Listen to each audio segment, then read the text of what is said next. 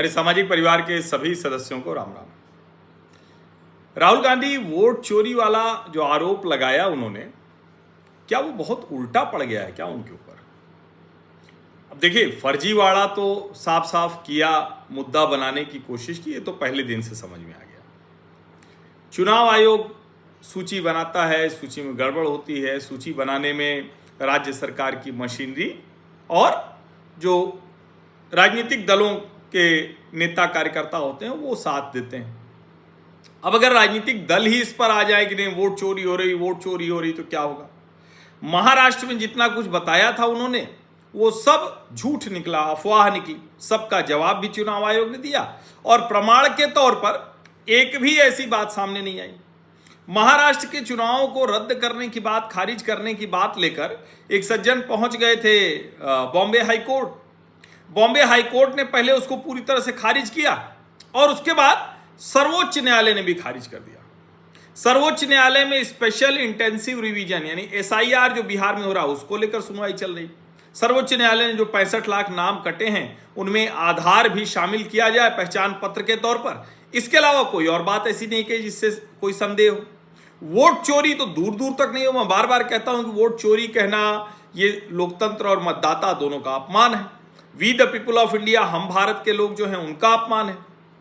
अब उससे आगे की बात, तेजस्वी यादव ने तो वीडियो जारी कर कह दिया कि भाई हमारे जो BLAs हैं, बूथ लेवल एजेंट, वो मदद करें लोगों की, उनका जो नाम अगर कट गया है तो जुड़वाएं, गलत नाम जुड़ा हुआ है तो उसको कटवाएं। अच्छा है कि इस पर वो आए और देखिए यही हमारे लोकतंत्र की खूबसूरती है। अब राहुल गांधी ने वोट चोरी करके बिहार में जो लंबे समय से तेजस्वी यादव ने नीतीश कुमार का स्वास्थ्य, बिहार के स्वास्थ्य, शिक्षा, रोजगार, बिहार के काम, 20 साल की एंटी इनकम्बेंसी, उसको जो मुद्दा बनाया था वो सब खत्म हो गया। आप सोचिए, ये छोटी बात नहीं है। एक तरह से वोट चोरी का फर्जी आरोप लगाकर बिहार जैसे राज्य में जो NDA के लिए मुश्किल होती क्योंकि नीतीश कुमार उनका चेहरा है, वो सब उल्टा कर दिया। अब सब गड़बड़ कर दिया और इतना गड़बड़ कर दिया कि नीतीश कुमार, तेजस्वी यादव को भी अब समझ में आ रहा है अब नीतीश कुमार की बीमारी, नीतीश कुमार कितने ठीक हैं कितनी नहीं, ये सब बातें ही नहीं हो रही। लेकिन ये जो फर्जी आरोप है इस पर जरा ठीक से बात करने की जरूरत है। दरअसल सच ये है कि जो वो वोट चोरी की बात कर रहे हैं, एक आंकड़ा सामने आया है और उस आंकड़े को जरा देखना चाहिए। उस आंकड़े की चर्चा खूब जमकर होनी चाहिए। तो उसी आंकड़े की हम बात करने जा रहे हैं। अब ये जो आंकड़े हैं 1985 से शुरू करते हैं।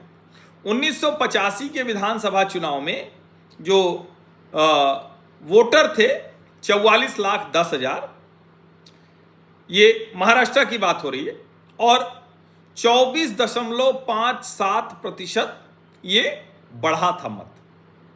कांग्रेस को सीटें कितनी आई थी?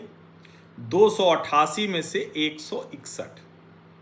1985 के बाद 1990 का विधानसभा चुनाव, 78,57,000 मतदाता, 35.14 ये प्रतिशत मतदाता बढ़े थे। कांग्रेस को सीटें कितनी आई? 288 में से 141।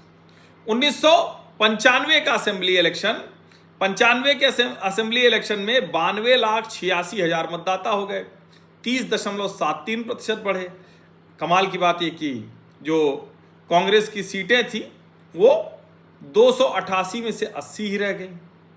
फिर 1999 का असेंबली इलेक्शन, वोटर घट गए, वोटर बहुत घट गए, -2.24, 288 में से 146, ये समझिए इसको।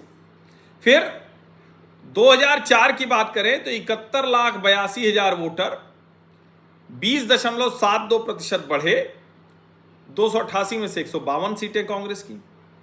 2009 में असेंबली 33.53 मतदाता, 53 लाख, 8.01 बढ़े और 288 में से 144 जीत गए। लेकिन 2014 का असेंबली इलेक्शन जरा देखिए, 74,93,000 मतदाता हुए। बढ़ने वालों की बात कर रहा हूं, इतने बढ़े हैं मतदाता, कुल इतने नहीं है, इतने बढ़े हैं। 74,93,000 मतदाता बढ़े। एक तरह से 1999 को छोड़कर जब 48,35,000 घटे, उसको छोड़ दें तो कभी घटे नहीं, बढ़े ही। 74,93,000 बढ़े तो 16.58% ये होता है। 288 में से मात्र 42 सीटें जीत पाई। 2019 की बात करें तो 21,95,000 मतदाता बढ़े जो 4.17% होता है और 288 में से 158। 2024 के असेंबली पोल में 92 लाख मतदाता बढ़े 16.76%।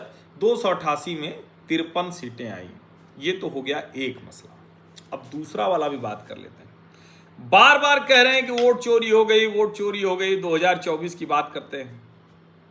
2020 में तेजस्वी यादव की पार्टी का प्रदर्शन जबरदस्त तरीके से सुधर गया। 2024 के लोकसभा चुनाव में कांग्रेस को बीते 3 वर्षों में सबसे अच्छा वोट मिला। जब कांग्रेस बहुत मजबूत स्थिति में थी, 1999 में लोकसभा चुनाव में से 28.30% वोट मिले थे। 2004 में 26.53 और 2009 में 28.55। 2009 उसके बाद जरा देखिए, अब आगे जरा देख लें तो 14 में अचानक उसका मत प्रतिशत गिरा और 19.52 रह गया।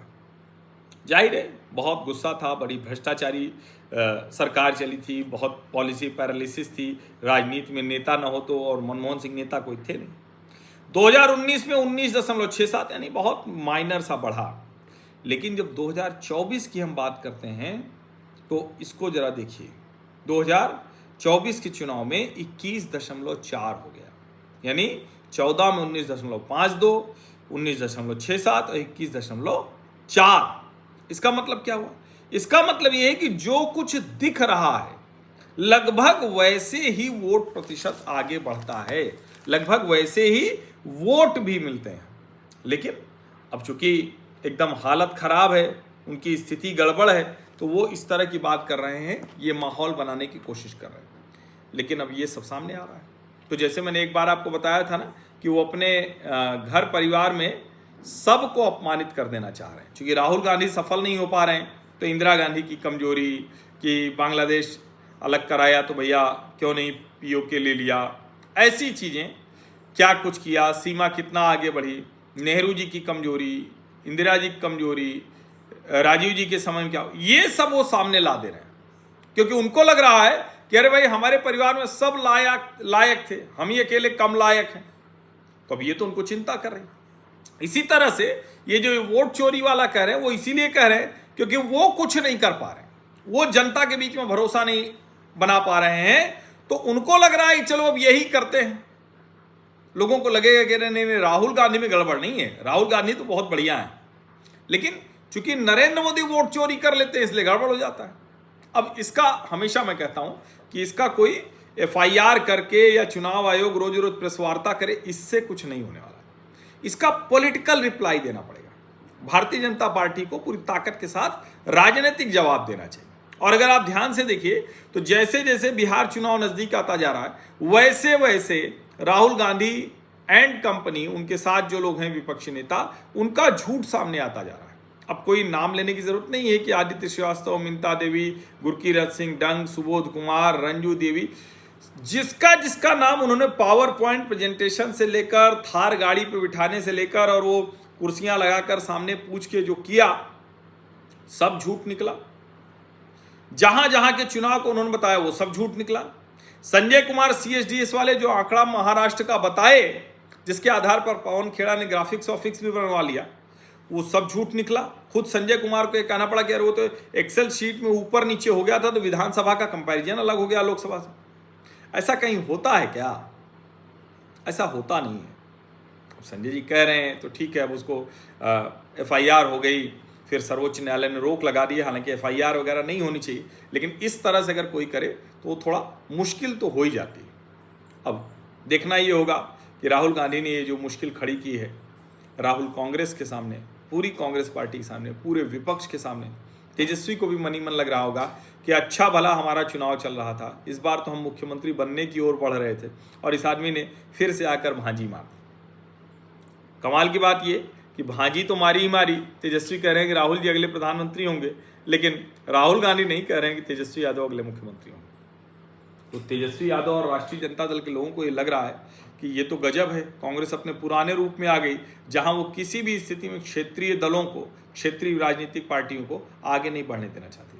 अब देखिए आगे क्या परिणाम होता है। लेकिन ये जो फर्जी आरोप लगाया था, इसने राहुल कांग्रेस को, पूरी कांग्रेस पार्टी को बहुत बुरी तरह फंसा दिया। आप सभी का बहुत बहुत धन्यवाद। सब्सक्राइब अवश्य कर लीजिए।